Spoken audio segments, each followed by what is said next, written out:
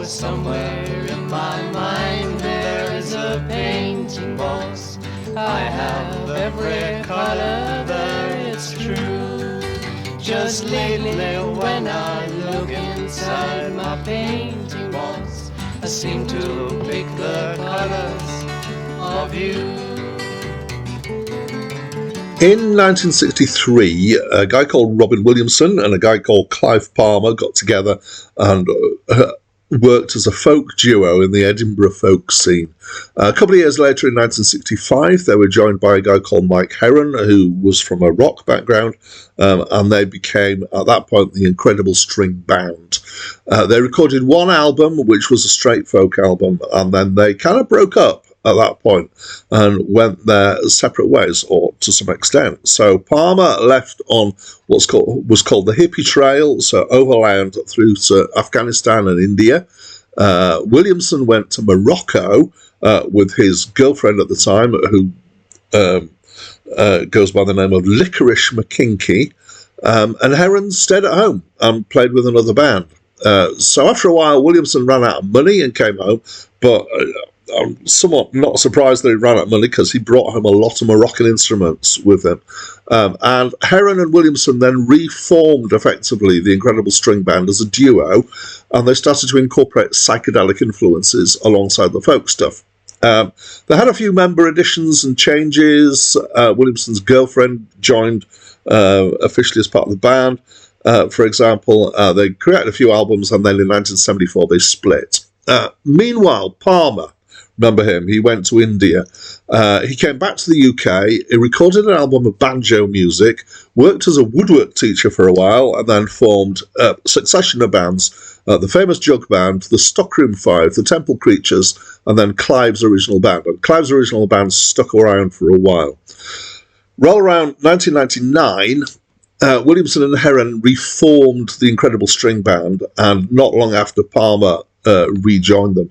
So they had all the original members for a while. They had some shuffling around of different configurations, extra people in, some people coming and going, but they kind of lasted until about 2006, depending on which bits you count as being the Incredible String Band by that point.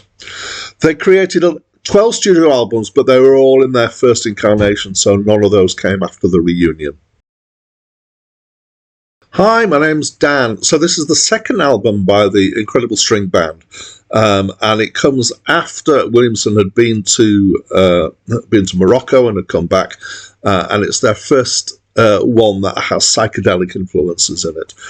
And this is my first time listening to this album. I have listened to other Incredible String Band albums before. So on this album, we've got Mike Heron doing vocals, guitar, and harmonica, and we've got Robin Williamson doing vocals, guitar, mandolin, oud, bowed and bass gimbri, flute, percussion, which includes drums and rattles, and sitar.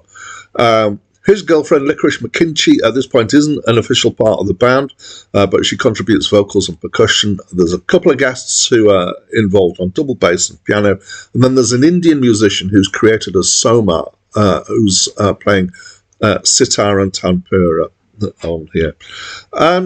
And I would describe it as being psychedelic folk. So let's kind of get into that. So there's lots of acoustic instruments being played, particularly things that sound like guitars, but kind of, stringed instruments like that. I guess they're called the Incredible String Band, so it's not a surprise. And there's hand percussion along with that as well. The arrangements feel mostly folky, somewhat on the complex side with folk. There's some, odd length bars, odd numbers of bars for lines and stuff. But mixed into that, there's some Indian particularly feels too. And you kind of get this from the sitars, but also from the fact that they use, Indian, what the right term is, the harmonies, kind of the structure of the music at various points. Unusually as well, in some places there's a kind of bluesy feel as well, so kind of, American folk blues style stuff. You get all of these in one track, which is the Mad Hatter song, which is a song that just keeps evolving between different styles and is quite good fun. Musically is nice. I like it quite a lot. It does feel very of its time. It's got, especially this is emphasised by the hand percussion being used, is kind of the sort of thing where you might expect to hear finger cymbals and tambourines as well, but I'm not sure they're actually in there. And the songs are mostly psychedelic, at least to some extent, in nature.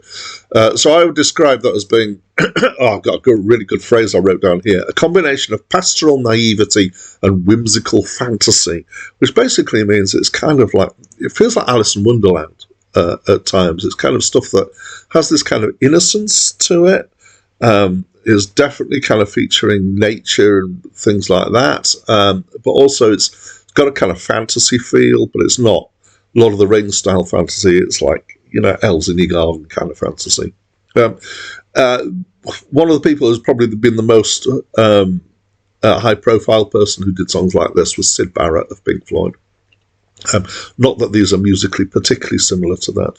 I liked Little Clouds, which at the beginning of it features an arrangement of part of a poem. I think it's probably the best description, called How Sweet to Be a Cloud, which comes from one of the Winnie the Pooh stories by A.A. Milne, and later on it personifies clouds and has clouds talking to each other. It's quite interesting. I liked their Hedgehog song, which there's a guy talking about his relationships, and this hedgehog keeps coming up to him and telling him how he's got it all wrong. A few of the songs, especially later on, are more kind of grounded in reality, as you might think. So there's a song about relationships, there's a song about self-image, there's a song about death, there's a song about what it might be like in the future, looking back at when they were youths in the 60s. All of the songs are different. I found them pretty much all interesting. I found there was a lot to dig into. So I really like this album.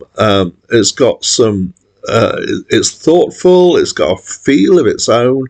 There's some great musicianship going on in it. There's occasionally points where it's a little bit scrappy, but actually, this was the 60s. This is done really well. So, yeah, I enjoyed it. And as always at this point, I invite you to comment and tell me what you think by using the comments box. I enjoy getting people's opinions. What I tend not to do, I'm just going to do it once, I very rarely do it, is to encourage people to subscribe and hit the bell thing so they get notifications. That's up to you. I started doing that right at the beginning of this series of videos. Didn't feel like it made any difference, and I didn't really enjoy doing it. So I've just done a one-off this time. So that's it from me for now. I'm not the kind to complain that I never had a girl to love. Many fine girl I tried hard to know, but I think I never tried enough. Sitting one day by myself and I'm thinking what could be wrong, when this funny little hedgehog comes running up to me.